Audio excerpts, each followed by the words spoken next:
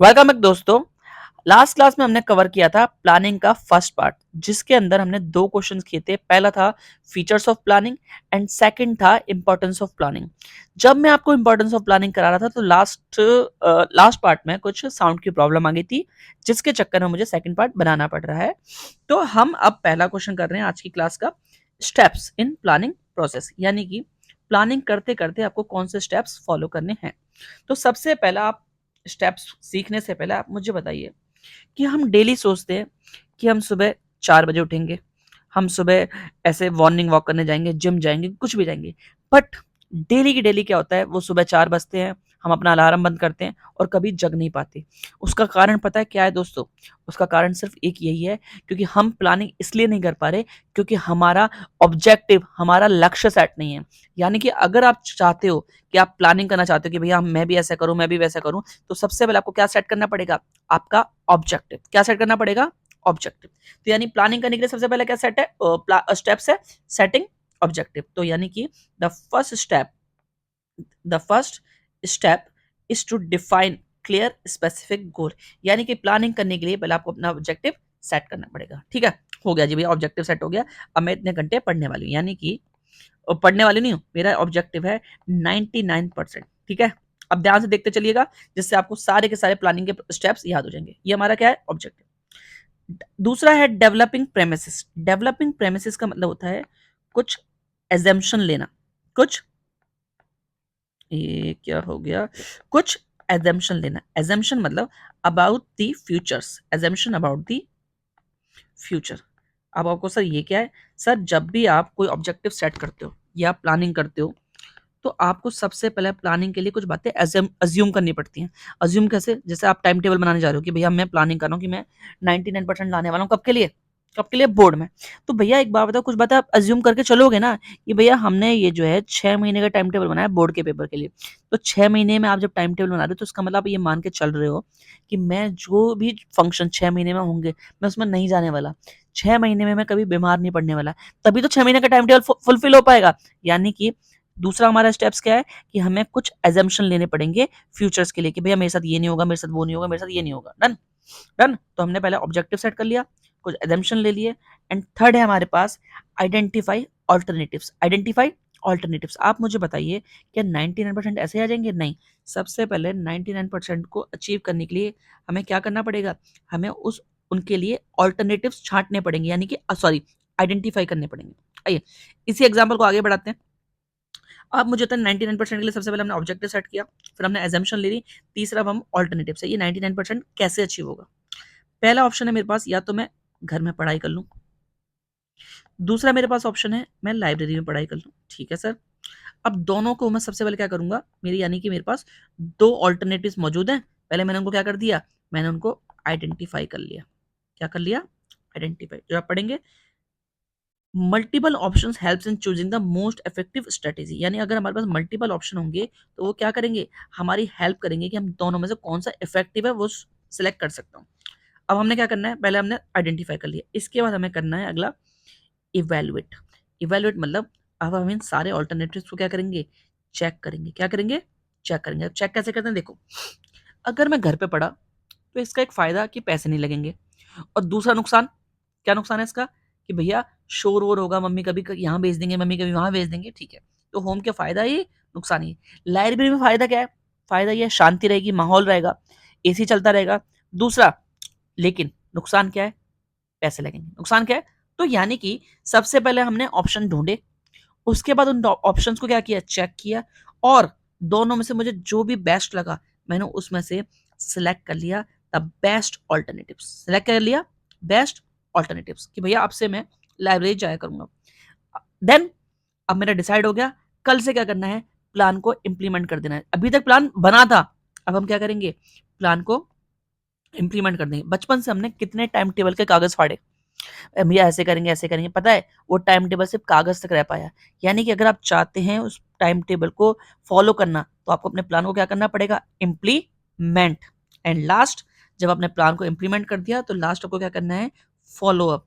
कि भैया आपने डिसाइड किया था कि आप पूरे दिन में 10 घंटे इफेक्टिव पढ़ोगे, क्या वो टाइम टेबल फॉलो हो पा रहा है या नहीं हो पा रहा है? यानी कि regular review ensure the plan is on track, कि आप बार बार देखते हैं कि जो प्लान है वो ट्रैक पे है या नहीं है। और अगर आपका प्लान ट्रैक पर नहीं है, यानी कि डेविएशन पाया गया, डेविएशन मतलब अगर कोई डिफरेंस पाया गया, तो corrective actions are taken, corrective actions are taken. Okay, तो हमने क्या पढ़ा? सबसे पहले अगर धंधे में प्लानिंग करनी है तो पहले ऑब्जेक्टिव सेट करो, ठीक है। उसके लिए फिर ऑब्जेक्टिव के लिए क्या लो? एजम्पशन लो, एजम्पशन ले ली। फिर तुम्हारे पास कौन कौन से ऑल्टरनेटिव्स हैं उस ऑब्जेक्टिव को अचीव करने के लिए, वो ढूंढ लो। ढूंढने के बाद उन सबको क्या कर लो? चेक कर लो, उनके एडवांटेज और उनके डिसएडवांटेज, यानी कि उसमें क्या कॉस्ट लगेगी, उसमें क्या रिस्क लगेगा, उसका क्या रिजल्ट हो सकता है। डन।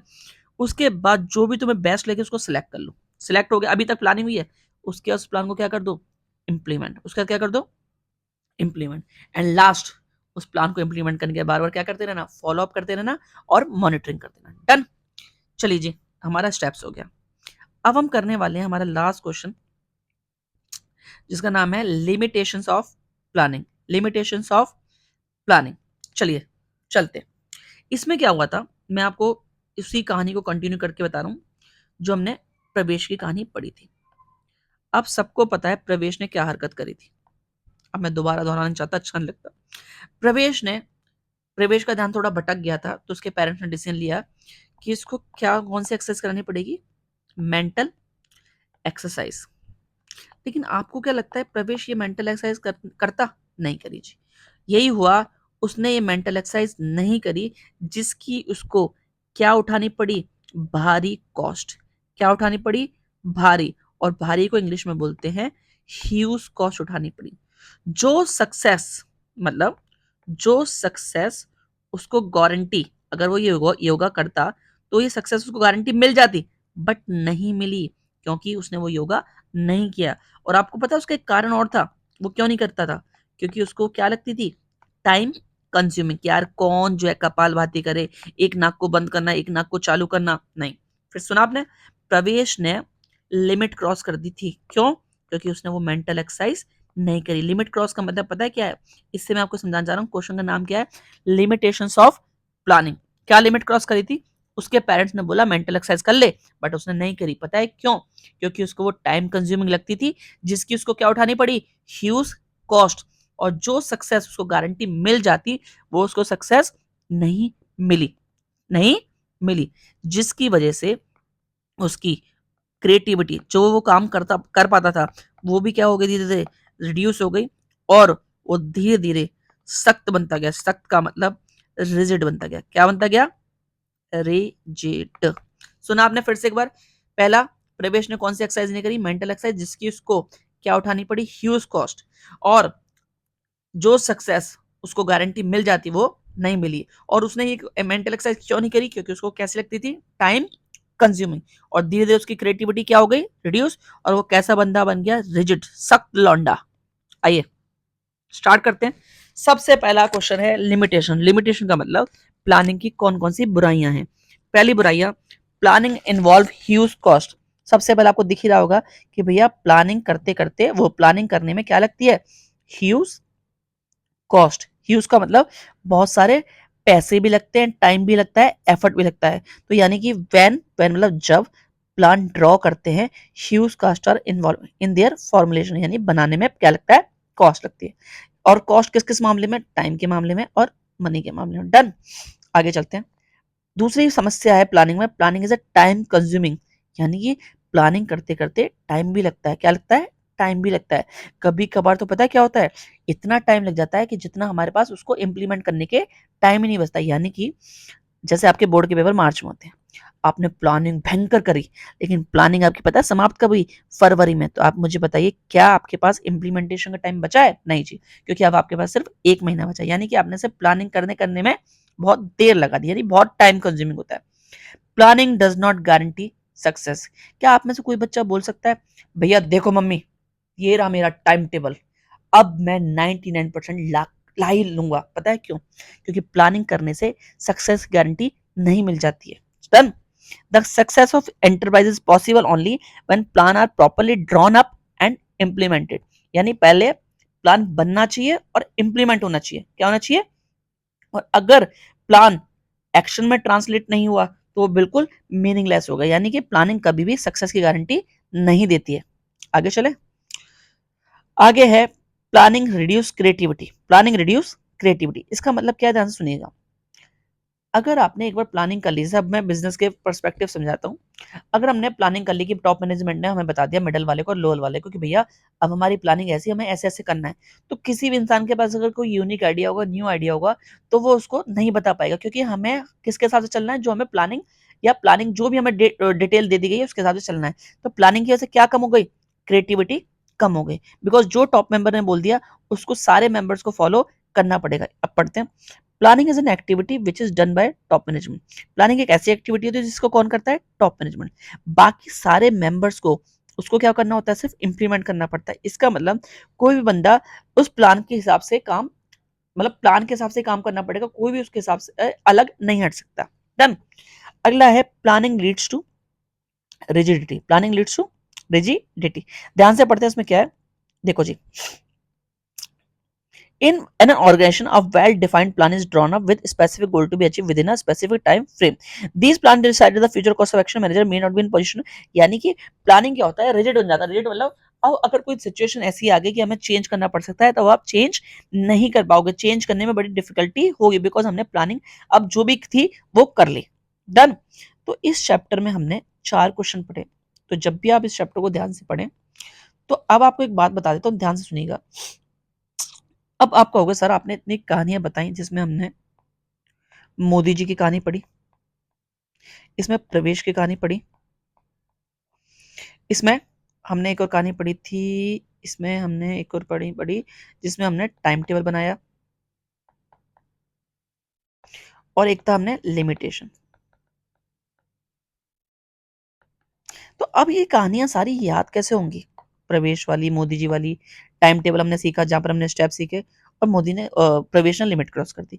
तो अब इन सारी कहानी को कनेक्ट करने के मेरे पास एक लाइन है, जिससे आपको ये सारे प्लानिंग के अंदर कितनी कहानियां, कितने क्वेश्चंस आए जो आपको रिपीट होंगे, वो कैसे होते को देखो जी।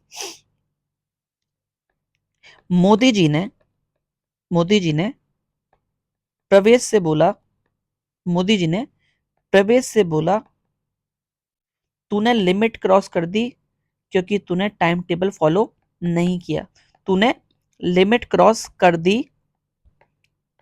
क्योंकि तूने टाइम टेबल फॉलो नहीं किया, क्योंकि टाइम टेबल फॉलो नहीं किया।